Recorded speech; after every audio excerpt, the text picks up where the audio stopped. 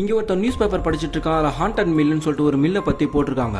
அதில் மில்லை வந்து பேய் இருக்கிறதாகவும் அங்கே ஒரு ஆக்சிடென்ட் ஆனதுக்கப்புறம் அந்த மில்லை மூடிட்டதாகவும் போட்டிருக்காங்க. இவனை அந்த பேய் வீடியோ எடுத்தால் நம்ம பெரிய பிரபலம் ஆயிலாம் சொல்லிட்டு இவனை அவங்க தம்பி என்ன பண்ணாங்கன்னா அந்த மில்லு கிட்ட போய் பார்க்குறாங்க. அந்த மில்லு பார்க்கறதுக்கு ரொம்ப பயங்கரமாக இருக்குது. இருந்தாலும் உள்ள இருக்க பேய் வீடியோ எடுத்தாலும் சொல்லிட்டு அங்கேருந்து கேமரா எடுத்துட்டு உள்ளே போகிறானுங்க. ஒவ்வொரு ரூமா செக் பண்ணிட்டே வராங்க.